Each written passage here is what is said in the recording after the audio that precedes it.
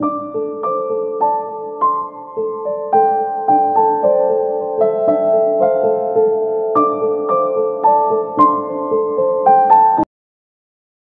यहाँ 7 दिन ध्यान करें और घर में जाके न करें, घर में जाके करें, रोज करें।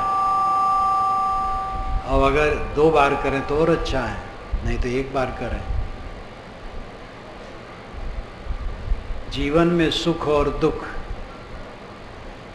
का वारा न्यारा मन से होता है, मन ही मुख्य है। अगर मन निर्मल है तो सुख ही सुख है, और मन मैला है तो दुख ही दुख है। बाहर चीज़ों की आवश्यकता तो थोड़ी होती है, जो बाहरी चीज़ें हैं उनकी आवश्यकता थोड़ी है। थोड़ा सा भोजन, थोड़े से कपड़े और सोने के लिए थोड़ी सी जगह। राग रंग में पढ़ करके हम खटपट में पड़ जाते हैं और बहुत ठाठ जमाने लगते हैं, इसलिए उसी में उलझ जाते हैं। लौकिक उन्नति के चक्कर में पढ़ करके आध्यात्मिक उन्नति को एकदम भूल जाते हैं। बाहर की चीजें कम बेश होती हैं और भीतर की समान होती हैं। जितने मनुष्य हैं सबके मकानों में अंतर है। छोटा मकान, बड़ा मकान, झोपड़ी, खपड़ेल, पक्का, भवन, सबका बराबर हो ही नहीं सकता है। प्रारब्ध पुरुषार्थ भिन्न भिन्न है,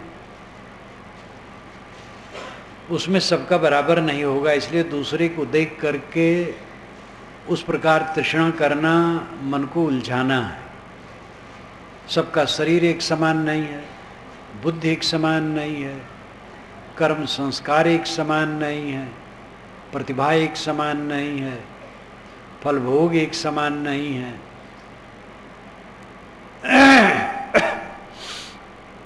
बाहर की चीजों में अंतर सदैव रहेगा, भीतर में अंतर नहीं रहता। महल में हो, झोपड़ी में हो, भात और नमक खाया हो, मलाई और मेवे खाया हो, मन जिसका पवित्र है वो सुखी है। मलाई मेवे सुख नहीं दे सकते, भवन सुख नहीं दे सकता है, कार सुख नहीं दे सकती है। सुविधा है, कार है तो बस की प्रतीक्षा नहीं करनी पड़ी, सीधे चले गए। बस में हम दूसरे के साथ सट के बैठते हैं, मजबूर हैं। कार में अपना स्वतंत्र बैठे हैं, ये फर्क है। लेकिन मन कैसा है? कोई बस में बैठा है, सट करके बैठा है और मन निर्मल है, स्वर्ग में है। कार में है, मन उद्वेगित है तो नरक में है। बाहरी चीजों का अंतर है, उसकी सुविधाएं असुविधाएं हैं, लेकिन उसको बहुत तूल देना अपने को धोखे में डालना है। असली बात है मन की निर्मलता, जिसमें पूरी स्वतंत्रता है और इसी में समानता है। अध्यात्म समान स्तर का है, किंतु लौकिक व्यवहार ये विषम है। इसलिए मनुष्य जहाँ रहे, लौकिक वस्तुओं को लेकर के तृष्णा में पड़ के अपने को धोखा न दे। जितना है उतना ठीक है, आध्यात्मिक काम करे। मन जितना निर्मल होगा उतनी सुख शांति है। मन की निर्मलता के लिए काम करना पड़ेगा। सुबह से शाम तक आदमी ऐसे काम में लगा रहता है जिससे मन खराब हो, और जो ऐसे काम नहीं भी होते, सामान्य काम होते हैं, उसमें भी मन के पुराने संस्कार वही आते रहते हैं, खुराफात। बिला वजह का मन भटका सकता है, जिसमें कोई हेतु नहीं है, ऐसी बात याद करा करके घंटों आपको अनात्म स्थित में रख सकता है। मन ऐसा चंचल है, ऐसा विकारी है, ऐसा जंगल है, ऐसा पाजी है, ऐसा गहन वन है कि सब अपने अपने वन में भूले।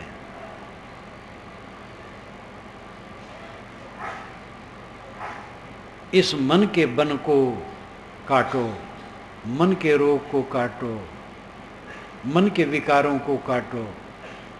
उसी के लिए भक्ति, सेवा, स्वाध्याय, साधना सब है। ये आध्यात्मिक कॉलेज को हो, विश्वविद्यालय को हो, विद्यापीठ को हो, ये आध्यात्मिक है। इंजीनियरिंग की पढ़ाई जगह जगह होती है, डॉक्टरी की पढ़ाई होती है, कृषि विज्ञान की पढ़ाई होती है, व्यापार की पढ़ाई होती है, चिकित्सा की पढ़ाई होती है।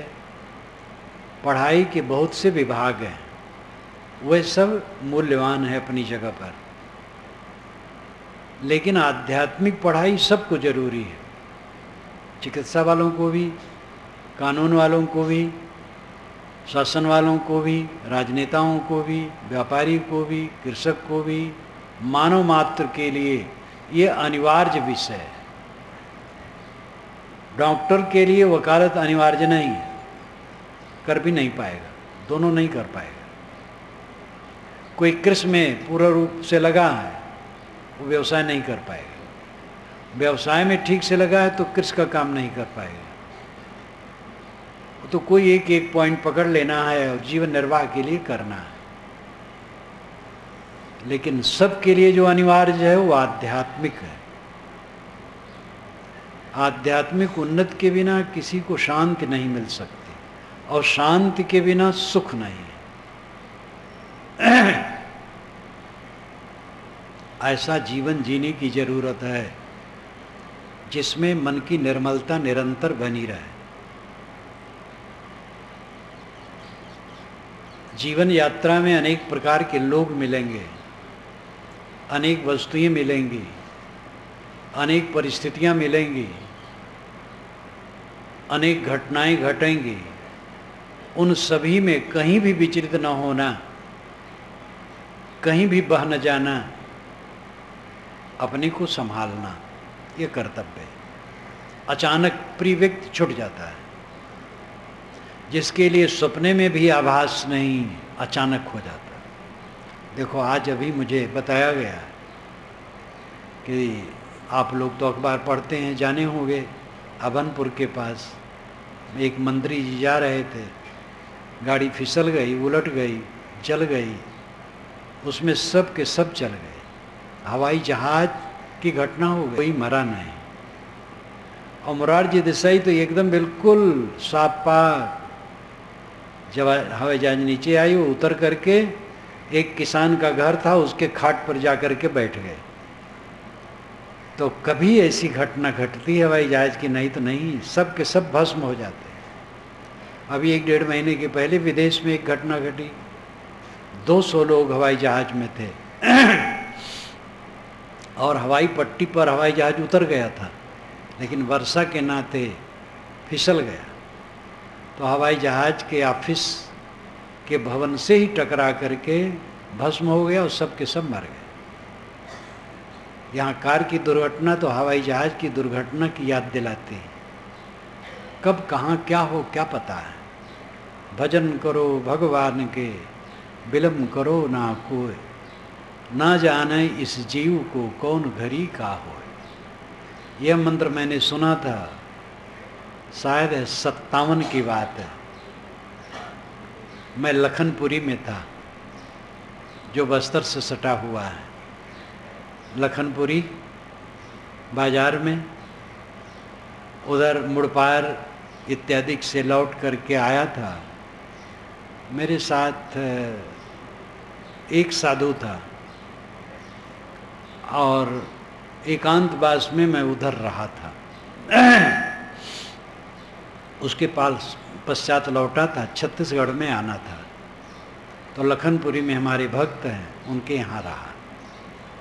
प्रातःकाल नींद टूट चुकी थी और एक मांगने वाला गा रहा था, तो आसपास की गलियों में हर जगह यही गाता था।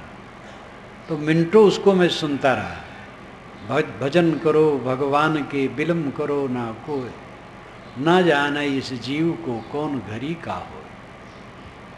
ये मैंने वहाँ सुना, शायद विवेक प्रकाश टीका में भी इसको लिखा हो। सामान्य बात है, लेकिन ये बात कभी भूलेगी नहीं। जीवन में कभी कभी कोई कोई सूत्र ऐसे होते जो भूलते नहीं। गुरुदेव को जब मैंने अपने जन्म स्थान पर बुलाया था, पहली मुलाकात जब हुई थी, बातचीत, उसके पहले तो उनको देखा था, दूर से नमस्कार किया था, बातचीत नहीं।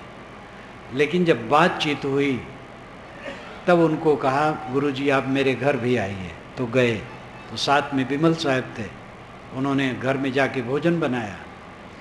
जब वहाँ भोजन करने गए तो वहाँ रुद्राक्ष की माला 108 दाने की टंगी थी और एक कंबल की आसनी छोटी टंगी थी। तो उन्होंने कहा, इससे तुम पूजा करते हो कि तुम्हारे पिता? तो मैंने कहा मैं करता हूँ। तो उन्होंने कहा, इसी ने मुझे यहाँ लाया है, तुम अगर कुछ कहीं न करते तो मुझे भी न पूछते। ये गुरु जी की बात कभी भी नहीं भूल सकते। बड़ी साधारण सरल बात है।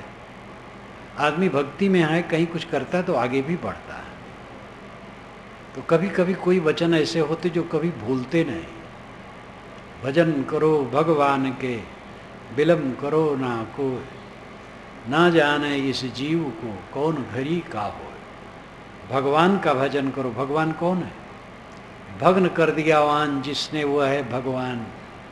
वान बंधन, सारा बंधन काट दिया वो भगवान है।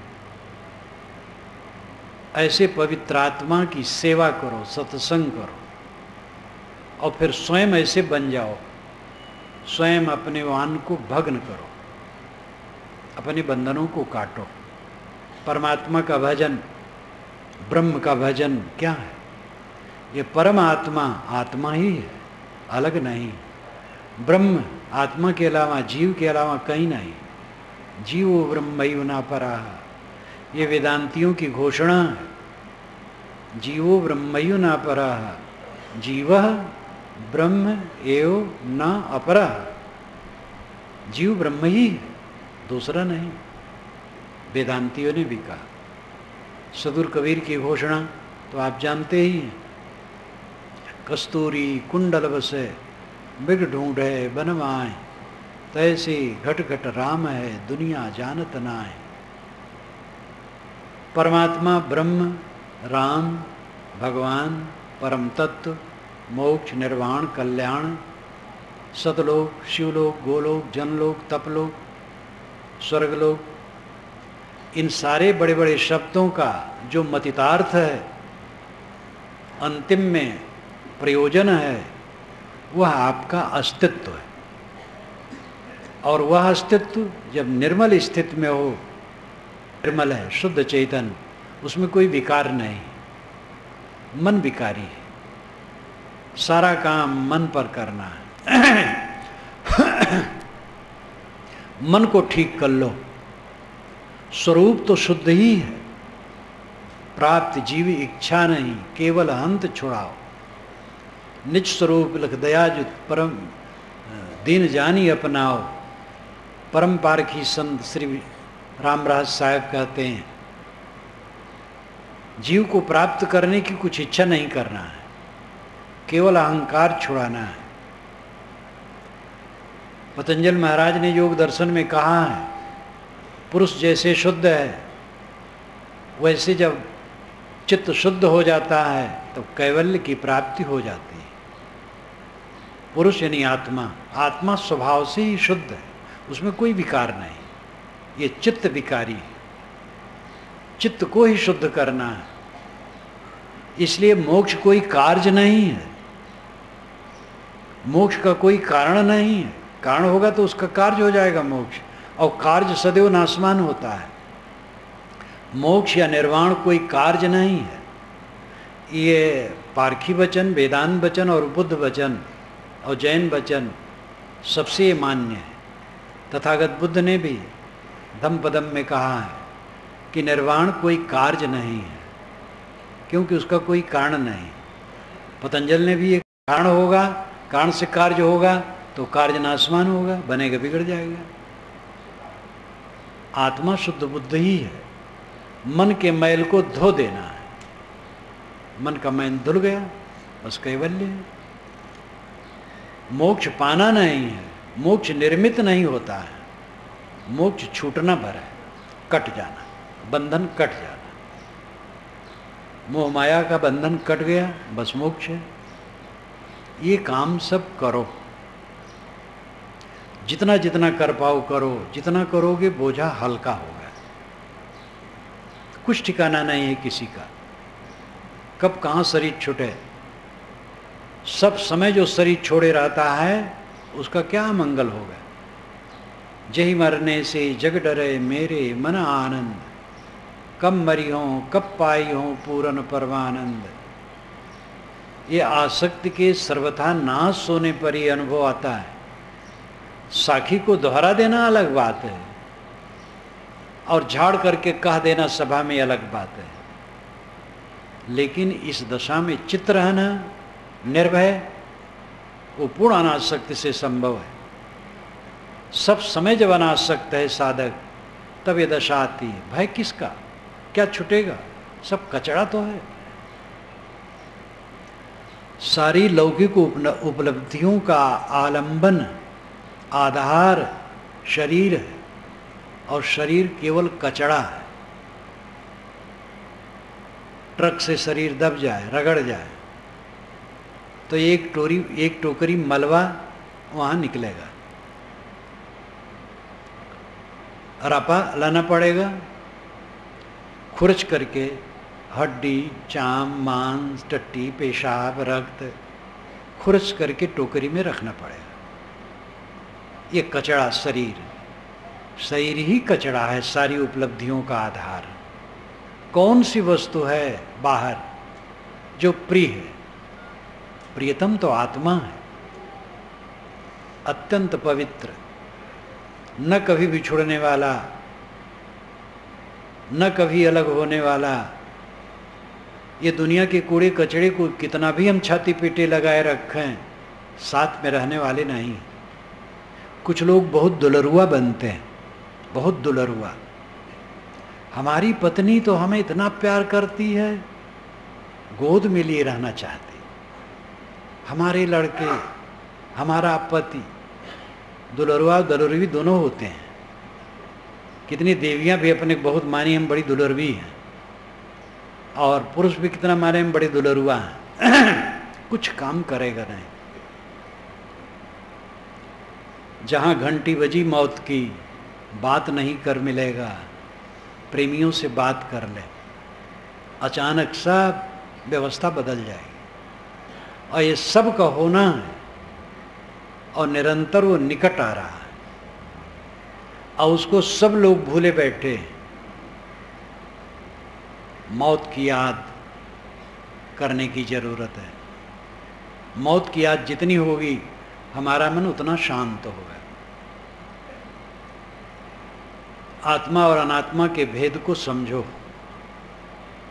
जड़ और चेतन का निर्णय पारक सिद्धांत का मुख्य निर्णय है।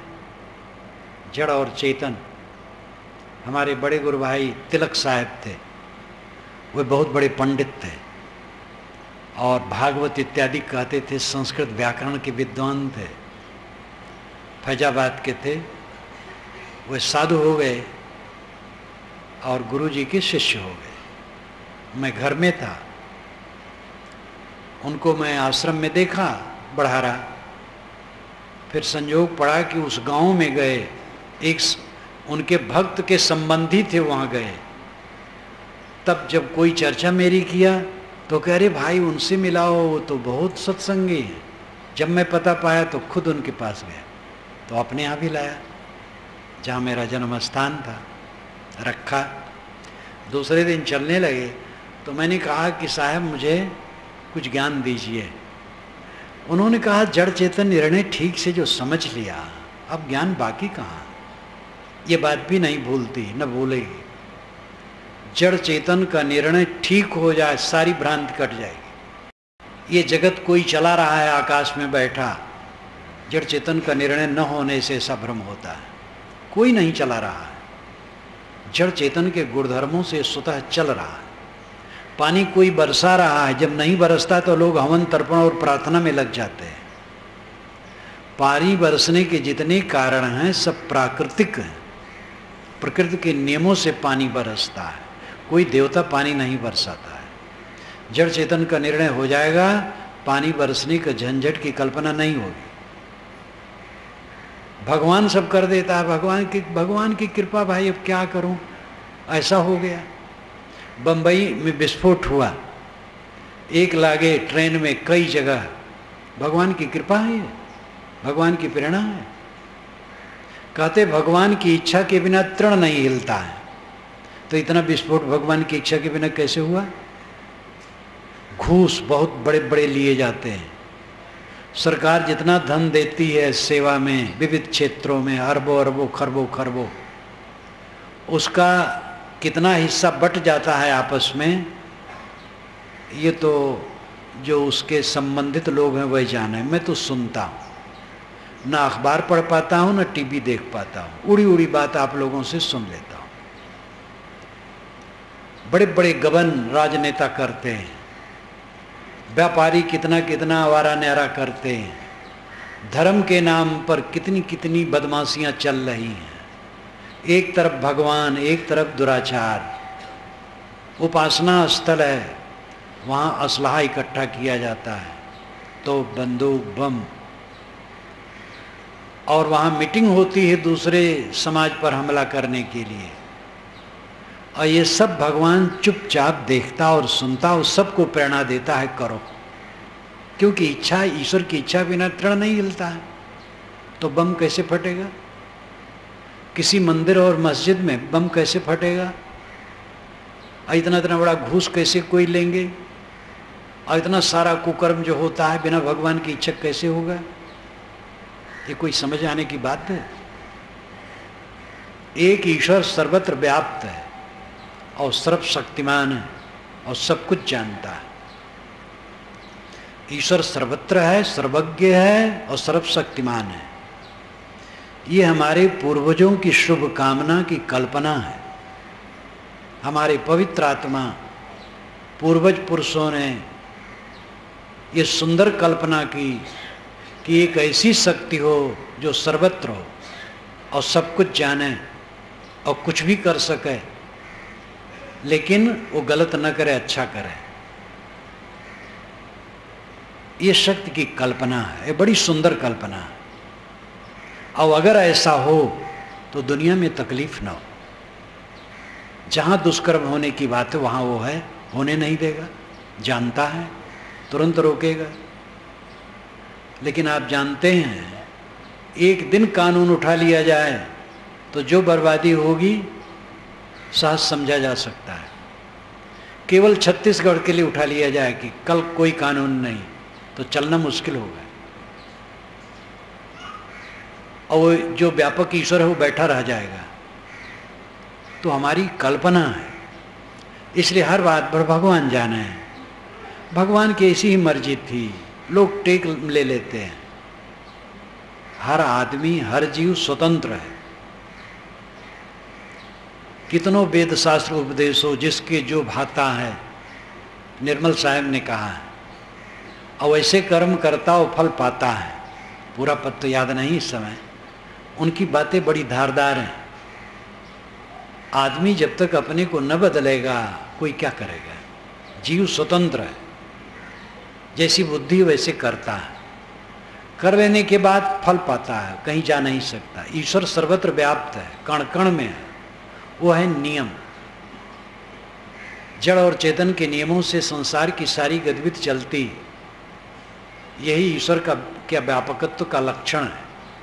एक कण में भी ईश्वर है, यानी नियम है, जिससे उसमें गति होती है।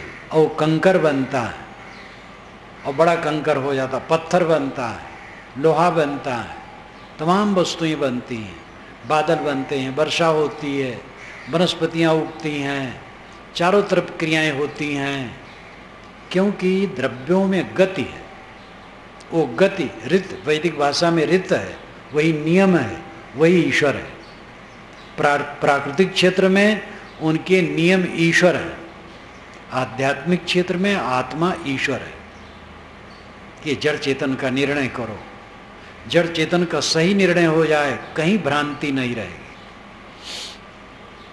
पारखी संत जड़ चेतन का निर्णय ही देते हैं। कपिल जी महाराज ने जड़ चेतन का निर्णय दिया था, आगे चल करके जड़ चेतन को मिला दिया गया। जड़ चेतन मिला करके ब्रह्म है, ये गड़बड़ कर डाला गया। ब्रह्म तो ज्ञान स्वरूप है, वो जड़ में क्यों है? जड़ से अलग है। आत्मा ब्रह्म है, जीव ब्रह्म है, जड़ जड़ है, जड़ चेतन अलग अलग है। निर्णय यथार्थ ग्रहण करो। सदगुरु कबीर की वाणी पढ़ने के लिए मैं आपको निवेदित करता हूँ। वो कोई पंथ की वाणी नहीं, बीजक कोई पंथ की वाणी नहीं है। पूरे बीजक को पढ़ डालो। कबीर पंथ शब्द मूल वाणी में नहीं है, कबीर पंथ की कोई नियमावली नहीं है। प्राप्त विचारों पर समीक्षा है और सत्य का उद्घाटन है। कबीर साहब की वाणी बीजक यथार्थता का बोध कराता है। बीजक पढ़ें, देखें, समझें और आपको सत्य समझने में वो सहायक होगा। यथार्थ निर्णय ग्रहण करें और भ्रांतियों से रहित रहें। कोई देवी देवता आपके ऊपर नहीं तैर रहा है जो आपके ऊपर चढ़ बैठे, या भूत प्रेत जादू टोना जंतर मंतर। जंतर मंतर झूठ है। जितना ये चमत्कारी बात है सब छल कपट है, बदमाशी है। चमत्कार कहीं होता ही नहीं, सब नियम से चलता है। चमत्कार दिखावा है, फंसाने का तरीका है। जादू जिसे कहते हैं, वस्तु की बनावट, दवाई, बात की सफाई, हाथ की सफाई, ये सबसे दिखाते हैं। जो वस्तु लिए रहते छिपा के वही दिखाते हैं। सामान्य लोग नहीं समझ पाते हैं। वही कोई बाबा दिखाए तो सिद्ध कहलाने लगता है। तो इन अंधविश्वासों से ऊपर तभी उठा जा सकता है जब जड़ चेतन का निर्णय साफ हो जाए। मैं स्वयं सभी बातों में डूबा था। भूत प्रेत मानता था, देवी देवता मानता था, ग्रह लगन मुहूर्त मानता था, जादू टोना मानता था, झाड़ फूक मानता था। ये सब बहुत करवाता और वाता नहीं था, लेकिन मानता था कि होता है। डर लगा रहता था। बुखार उखार आता था तो सोखा आता था तो झाड़ता था, तो भभूत फिर खाने को देता था, उसी में फूंकता था और थूकता था, वही खाना पड़ता था। तो ये सब मैं मानता था। जब पारखी संतों ने जड़ चेतन का निर्णय दिया कबीर साहब का, 3 महीने में सब रोग दूर हो गए। उसके बाद भी एक बार बीमार पड़ा तो एक बैगा आए झाड़ने के लिए। वो पंडित भी थे। उत्तर प्रदेश में तो पंडित बैगा साथ साथ रहते हैं कितने। पंडित भी थे, बैगा भी थे। तो पिताजी कहीं मिले थे तो कहे कि जरा उनको तकलीफ है, जाओ जरा देख लो, झाड़ दो। तो आए बैठे, मैंने नमस्कार किया तो कहे, तो मैंने कहा जिसको झाड़ना हो झाड़ दीजिए, मैं बैठा हूँ, कहीं कुछ लगा हो तो झाड़ दीजिए। कहे हाँ आप तो मानते नहीं हो, अब क्या झाड़े। मेरा भ्रम 3 महीने में सब कट गया था। देवी देवता हैं, देखो ये सब देवी देवता बैठे, इससे बड़ा देवी देवता कहीं मिलेंगे। श्रुति भी तो यही कहती है, मातृ देवो भो, पितृदेवो भो, आचार्य देवो भो, अतिथि देवो भो। माता पिता गुरु अतिथि देवता हैं। कबीर साहब ने कहा, कबीर जेते आत्मा तेते शालिग्राम। जितनी आत्मा है सब शालिग्राम भगवान है। देवी देवता ये प्राणी है, आत्मा परमात्मा है। विश्व के नियमों से विश्व चलता है, कोई देवता उसको नहीं चलाता है। देवता भूचाल नहीं लाता है, देवता ज्वालामुखी नहीं फोड़ता है, देवता ट्रेन में विस्फोट नहीं करता है, ये सब देवता नहीं करता है। उधर प्राकृतिक नियमों से हो जाता है और इधर मनुष्यों की गड़बड़ी से हो जाता है। देवता को दोष देने की जरूरत नहीं है। यथार्थ निर्णय को ग्रहण कीजिए, भ्रांत से रहित रहिए।